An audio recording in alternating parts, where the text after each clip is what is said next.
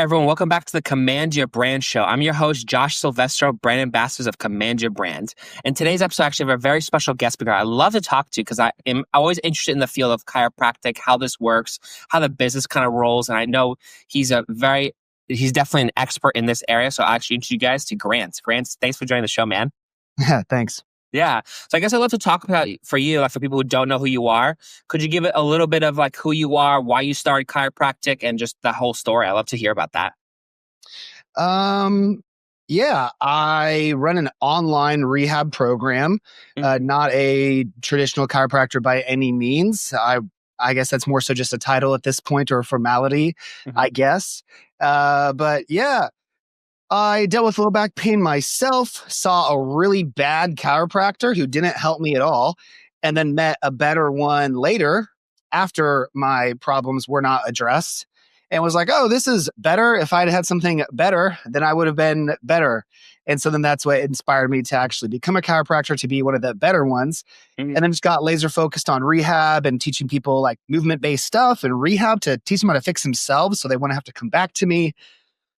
And then got really committed to social media about halfway through school, started building a brand, started posting every day, had 100,000 followers before I graduated school, and then was getting inquiries from all over the world for help with back stuff. And so then I said, all right, I'm going to be the number one online rehab program for back pain, disc herniations, and sciatica.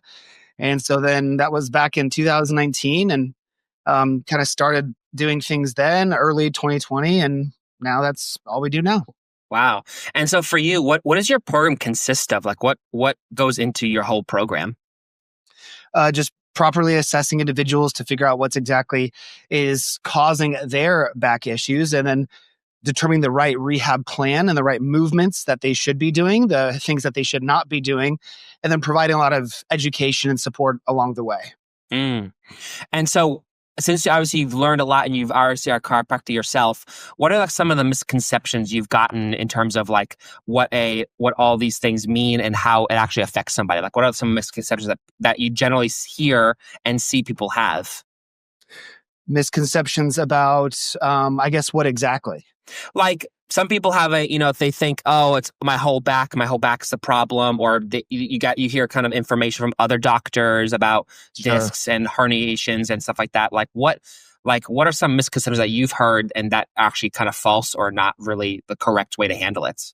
Yeah, biggest misconceptions are I'm out of alignment. It's because my hips are uneven. I need imaging to know what the problem is.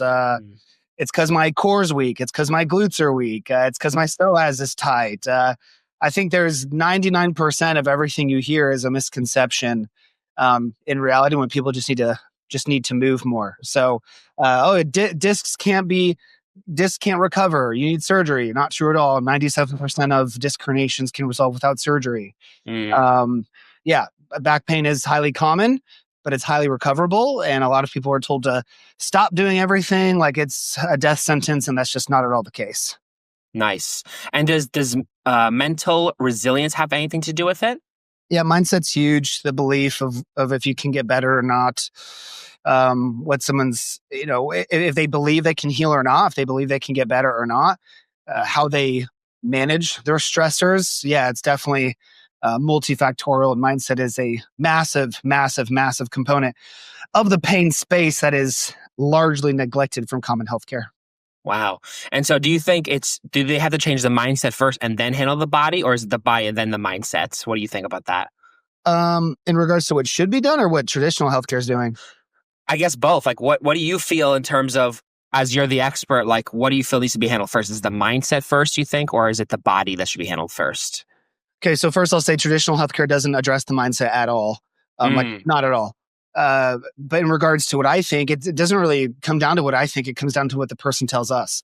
So if someone comes in with highly significant psychological components of their pain, fear, worry, fear avoidance behaviors, then that needs to be addressed as the primary focus. If that's the primary thing they're struggling with, that needs to be addressed as the primary focus. But that can also be addressed through movement, through encouraging movement. If someone's afraid to move or afraid to do things, if someone doesn't have those types of things as a strong component, and they really just need an immediate plan of attack to calm down their symptoms, get the pressure off the nerve, desensitize their body, then we're going to focus primarily on movement. So it just depends on, what they tell us. The first thing is that they should attack. Interesting. And so what do you think is like the most common lifestyle factors that contribute to like these back pains or, things that go on with people, especially the younger generation? Older generation, I kind of understand, but like the younger generation that have these back issues, what do you think is the lifestyle that they get from this? That they get from having back pain? Yeah. A lifestyle that's very limited because they can't do anything they want to do because they have back pain. Yeah. So, yeah, in a jail cell. Jail cell. Okay. And so do you think it's just the way that we act and do things as like the younger generation? Like I'm 30, for example. Like, do you find that the lifestyle that they do in terms of how they're sitting all the time or they're like lounging, is that contributing to like severe back pain? Well, it would be hard to determine if it contributes to severe, but Mhm. lack of movement in general is going to possess increased association with any form of musculoskeletal condition. So, yeah, not moving is going to cause stiffness and pain and deconditioning. Movement's the number one thing that we all need to possess in our lives. Yeah. And so for you, you obviously have done and worked with a lot of people in terms of, chiropractic. Like, what are some things that people can use and apply that's sort of like, okay, like, how can I prevent myself from ever getting these back pains, these hernia, like all this other stuff like that? Like, how can people prevent themselves from getting it? Yeah, I mean, really just moving, honestly, exposing your body to as many different positions as possible because Mm. there's no good or bad movements. There's just the movement you're not prepared for. So people who are going to get herniations and problems, they're going to have a wide degree of movements and positions that they're not prepared for. So if you're exposing your body to many different types of movements and loading your spine in many different ways, then it's going to be harder to injure your back. Ultimately, injury prevention is not a science. If we knew how to prevent injuries, then no one would get injured. But you can give yourself your best odds by having a strong, resilient spine that's capable of all ranges of motion and not limiting your life and where you're living your ranges. You want to live in as many different ranges as you can. Right. And does your program consist of these exercises or that's just the general thing you think? My program will consist of whichever exercises the person needs the most who's in front of us. So we specialize in low back pain, disc herniation, and sciatica. Mm. Most of the movements are going to focus on those specific things, but each individual who might have those can respond to very different movements and very different processes behind resolving their herniation, getting the pressure off the nerve, and getting them feeling better. So I mean, we're a movement based program with education and pain science and mindset work throughout as necessary, but ultimately we're a structured rehab plan. So whatever movements they need are the movements they're getting. Right. And so in terms of the program, what do you find or how do you measure success on your online program and how does it impact their level of activity and like their recovery? Yeah, in any form of physical health care, the measure of success is pain and lifestyle achievement. So either someone getting back to the things they want to do or reducing their pain, or ideally both. Mm, interesting. And so and you mentioned, I think in terms of your program, the successes that you get. So I'd love to hear some stories from you on like successes you've had. Yeah, I mean, we've had thousands of people cancel surgeries. Many individuals, and we have over 200 consultations a week. And majority of people who come to us have been told that their back pain is not recoverable, that they need to quit their job and quit everything they're doing, which is insane. Rest is the worst thing you can do for low back pain a vast majority of the time. Hmm. So just taking tons of people who have been told to basically freeze, to move like robots, to not do anything. And they're like, what? I can't get back to running. I can't get back to squatting or deadlifting or these things. And we're like, yeah. And to be able to help them do so and avoid surgery. Yeah. I mean, all around, that's the mission. And those are all equally satisfying. Yeah, I do love the fact that you've obviously helped people in terms of, stopping them and preventing them from getting surgery. Like just you've actually healed them in a lot of ways where they actually don't need back surgery or anything like that. It's pretty amazing. Yep. It's Yeah. not needed. It's not needed statistically about 97% of the time when it comes to disc herniations, at least, but the vast majority when it comes to general low back pain as well. Wow, that's amazing. And so for you, like, what do you find is, the worst thing people do in terms of when they how sometimes people think they know what's best for their body, but you obviously know what they're doing is always wrong. Like, have you ever had, like, what are the worst things you think people do that actually makes the disc area worse?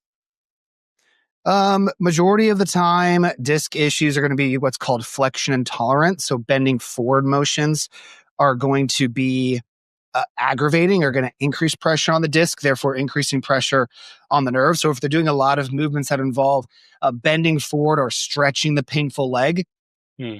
discs aren't going to want more pressure on them. Nerves, if they're irritated, if you have sciatica, they don't like two things, tension and compression. So if you're sitting on a foam roller, sitting on a lacrosse ball, that's compression. If you're stretching the leg repetitively, that's tension. It's not going to like either of those. So if someone has a disc issue and they notice like coughing or sneezing increases their pain, or bending motions, sitting long periods increases their pain, they're not going to want to do the things that bother it. So they shouldn't do excess sitting. They shouldn't do excess bending, not bending with weight.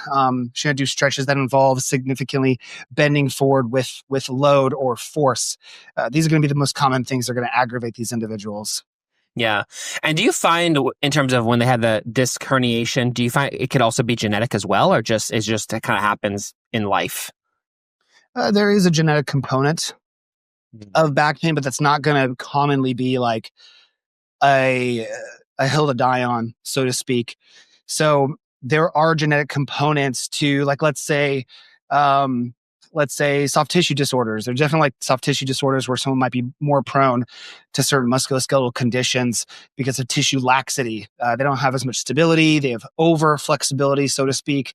That's an example. That could be a component, but that does not dominate the majority of scenarios. So there's people who are being told, oh, well, a lot of people in your family have back pain, so it must be genetic.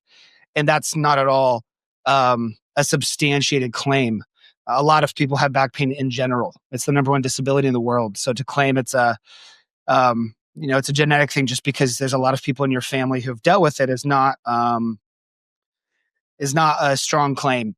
So Right. there can be a genetic standpoint, but it's not at all a dominating force. Right. Well, amazing. Well, thank you so much. I really appreciate the questions you've asked about how this all works. And I guess for people who want to get to know you better, or I know you have something you want to give away in terms of what you're looking for. And so I'd like you to take that over and tell us a little about it.